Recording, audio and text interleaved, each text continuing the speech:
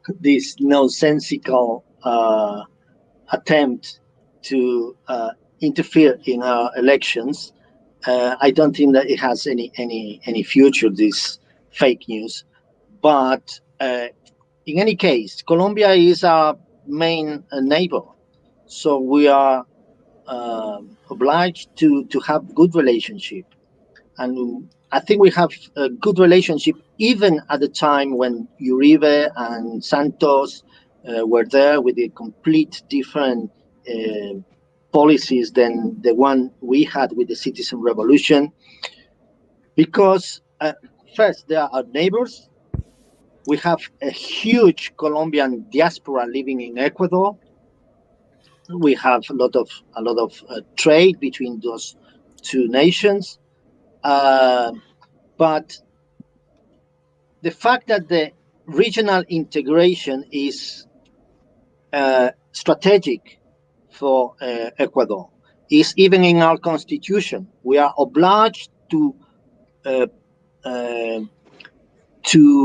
strengthen and to work towards a regional integration. This is in our constitution, and Andrés understands that perfectly well, and he's very committed to retake the UNASUR and the regional bodies that we managed to build in the past decade. As it was said at the beginning, Quito became the headquarters of UNASUR, and Moreno destroyed all that. I think Andrés is committed to retake all this, and that implies working with every South American country, despite the political orientation it might be. I think regional integration is a priority, and it will be a good relationship with all of them. So we're coming to the end. We've got 5 minutes left. We wanted to keep it. We want to stick to the 1 hour. I think we've discussed so many themes, and there are questions coming in around the role of China from John McAvoy, a really good friend of Alborada, great journalist based in the UK. But I think we should wrap up. We should aim to finish at 8. And I'd just like to ask the two panelists. So we've given this overview. We've talked about the sort of the intervention that could be happening, the worrying developments today. It's very fluid situation, obviously. But do you anticipate the election taking place on the 11th with Lasso versus Andrés? And do you believe that he will end up as a winner? And what are the main, I guess, pressure points that could influence that not being the case? Fidel, quite a general question, I know. So. You want me to go ahead? Yes, please. Okay. Yes, I'm confident. I'm confident that on the 11th of April, we will have the second round, that it will be Guillermo Lasso against Andrés Arauz. I'm also confident that we will win that election, and Ecuador will have again a progressive government. Obviously, until the very day of the election, we will have to face different obstacles and challenges, as we have discussed in this program. But at the very end, and that's why it's important that the international community and the international observers and the international media have have Ecuador coverage until the election and after the election as clean as possible, in order to ensure that Ecuadorians will be able to exercise the democratic right of electing the government that we want to. But I'm confident that we will defeat any obstacles and we will prevail. Yes. And Joe? Yeah, I agree with everything that Fidel said, and I would just add, my guess is that if anything, Washington behind the scenes trying to tell Yaku to cool it, because I don't think it's in their interest to have the two right-wing factions go to war and eat each other up during the election, because again, that will attract attention, negative attention. It'll alienate the population, and it just makes Arauz look that much better. And he's already impressive enough, and they're going to make him look better because if they put on a big circus and fight each other. Even if Yaku is a little bit more of a complicated candidate for Arauz, I mean, that kind of goes away if they go to war with each other.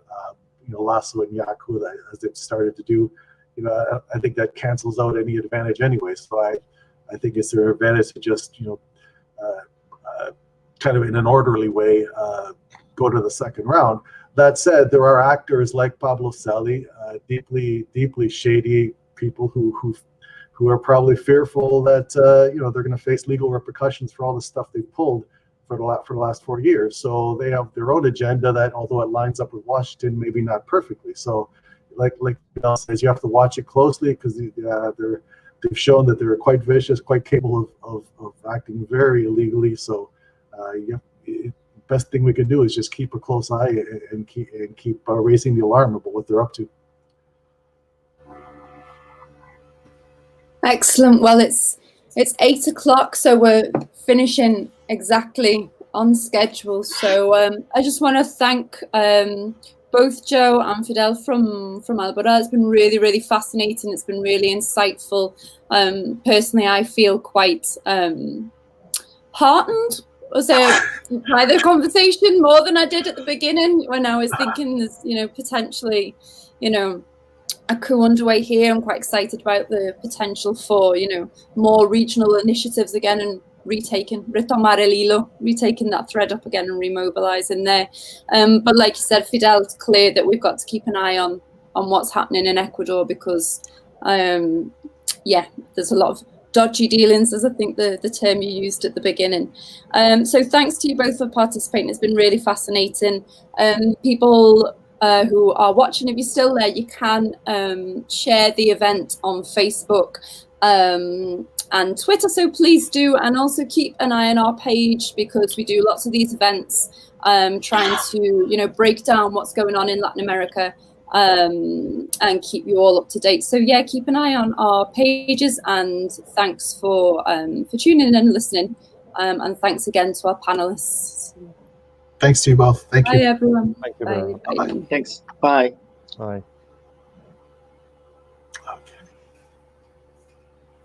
Okay, bye guys.